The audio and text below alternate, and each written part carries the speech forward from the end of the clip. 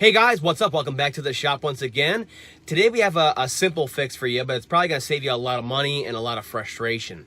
Now there's a real problem on the later model F-150s, I would say 09 and newer, F-150 09 to 14, where the rear slider window gets stuck. It may open and then you can't close it. It may just stop in the middle, maybe intermittent. It may just quit completely and it may be stuck open like this one is, and then you're trying to park the vehicle overnight or it starts raining or something like that. It can get real frustrating real quick. Now luckily on these newer models, like I said, 09 to 14, it's more of a switch issue instead of the rear cables getting bound up or broken or the slider itself having issues. So it's a real simple fix. We're gonna link to the part down below for you guys because it's like $39 on Amazon, whereas at the dealer it's like $75. And then we're also gonna show you how to swap it out from the overhead console here so you can get it in there and get it back working. It's like a 5-minute install and it's gonna help a lot of you out there. So let's get started. Now, fortunately, on these overhead consoles, they're very simple. They're small, so they just come out without any screws. Some models may have screws right here, but 90-some% of these, you're gonna be able to just take some clean hands, get in here, grip it from the sides, okay? And we can just kind of pull it down. So I like to work one side together, and we get it, see that? It makes it easier than trying to grab both. And then the same thing over here. And then it kind of comes down. And then once this is loose, you can work in the front here to get it down without it actually falling out of there. And then up here, there's two connectors. See, it's press in on the release here and pull down. So do one at a time, usually a smaller one first, and get it out of there. And then the one for the actual switch. This one's a little tougher. And sometimes it helps to push in and then pull. Like that, and then there it is. We can take this over to the bench and swap that switch out. All right, here we go. Once the overhead console is on the bench, we have a few tools in hand, some picks, small flat blade screwdriver, and of course, your new switch on hand. We can get started here. Now, unfortunately, this switch is not just snapped into the back, you pull it out, swap it out. It's not that easy. You need to pull off some trim bezels down here to actually get to it. So the very first one is this light trim bezel right here. What we're gonna do is we're gonna flip it up on the side here, then we're gonna release the tabs right here. See it right here and over here. So it looks a little something like this. You're gonna pull up with your finger and then you're gonna release the tab over here. And it'll come up pretty easy on there. And then we're gonna go to the other side here, release it, and it kind of just pops up on its own like that. But it's still gonna be hooked in a few different places on here, so be careful with it. Pulling up to one side and getting it going can really help like that without breaking anything on there. Of course, now is a good time to replace your light bulbs. If your vehicle is 5-10 years old by now, it's a good idea to change those out since it's all apart. Then we're gonna flip it over just like this. And we need to get this light module out of here, out of the actual center console. So there's a release tab here, here, here, and here. Now what I found worked best is to release the front side first, and then the back side basically just fall in place. So you stick your screwdriver into there, kind of pull out, and see, we're gonna push down on the housing as we're releasing, and then the same thing back here. And that side's already out, and then we'll repeat over here. Get it going, and get it going. And then you just go like this, and there it is. Then I'll flip it over once again. Well, actually, we'll turn it around right here. Okay, looks pretty complicated, right? Lots of slots on here at this point. But you can see them, they're right there. There's black release tabs for the switch. So the switch is just like this in there, right?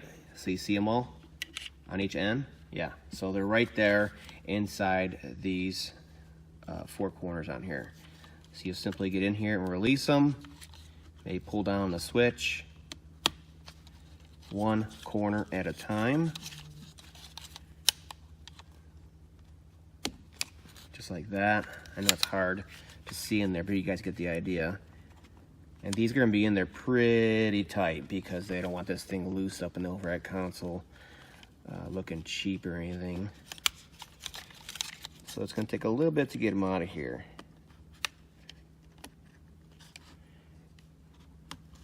Okay, that side's fully released. Go back and check on this side again. And get this thing out of here. That one's released. Like I said, these are going to be kind of a pain. There we go, it fits in there tight. Once they're all released, it'll just fall out just like that. And then we're down to one last trim bezel on here, and we can release this switch. So on the sides here, you're gonna see a release on both sides. So let's look for that and kind of keep it pulled down, and we can release it. And then we're gonna take the switch off, just to make it easier. We're gonna keep it to the side here, facing the same direction. So our new one, we know the orientation. We can snap it in the first time, be done. So we'll go ahead and line up on both sides with the lock, and we'll get it in there. Make sure it's fully locked in. Looks good, and looks good. Now we can start reassembling the whole console. All right, next, we're gonna take our light housing here, and we're gonna snap this into here. Now the orientation, you can tell based on the plug-in for the lights right here. So this one is facing the same way. So let's make sure it's facing the same way, and then we can start this task. What we're gonna do is we're gonna hook in this side right here, okay?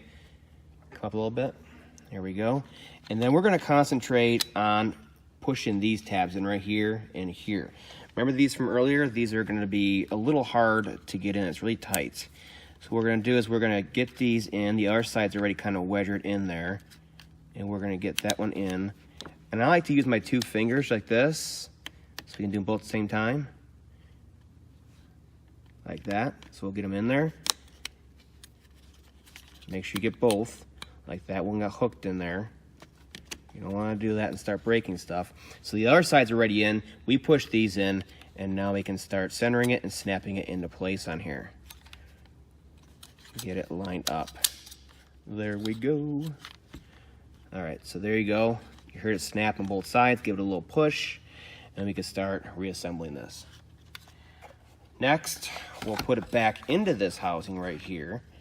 And again, we know overhead, it was facing this way, right?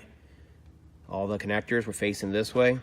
So we know orientation now, because everything's upside down. You gotta remember that now, with it being down from the overhead headliner. What we're going to do is we're going to simply get it in here, and we're going to center it up so we can get all 4 of those actuated. So we're going to come in this way, actuate those, lay it down, hold it, and then pop it in. That's the easiest way to do it. And then of course we'll push it all the way around to make sure it really is snapped in all the way around. Like that. You can see it's all the way in there. Then the easiest part is, of course, installing the trim bezel. Just remember that all these little retainers on here, these are the biggest ones, but there's other ones over here. Okay, you can kind of see them there. So there we go. You got to make sure they're all aligned before you just start forcing this thing down. It should go down in there pretty easy. So the front ones, yeah, we'll lay it down like that first, and then we'll get this back one aligned. And the side ones, and like I said, just like this, it should fall right in. Don't force it. And this side's kind of aligned already, it looks like, on here. Oh, we gotta put this in here. It's always good to double check. There we go. And then this side. Everything looks good to go. Our lines match up. Everything's flush across. And there you go. It's done. It's like a 3, 4, 5 minute install, depending on how much fuss you have with these little locking tabs. Going back in is even easier. Now this connector right here is a little tricky to get in and lined up. Make sure it snaps. And then this one's much easier. It just falls right in again. Make sure it snaps. Then we're gonna go up, we're gonna hook the front in, and then come up in the back and snap it right into place. So make sure the front is basically flush, like you see there. And the back, it'll just lock right in like that. Hear that? And you want to do that because there's two small locking tabs up here, so it's not hanging on you. You should hear all of that. And then we can go ahead and test it out. All right, let's go ahead and try it out. Easiest part of the job. So we're gonna go ahead and try to close it. Works like a charm. Open, close, open, close. No problems. Another Ford fixed. I hope this helped you guys fix your Ford yourself. See you next time.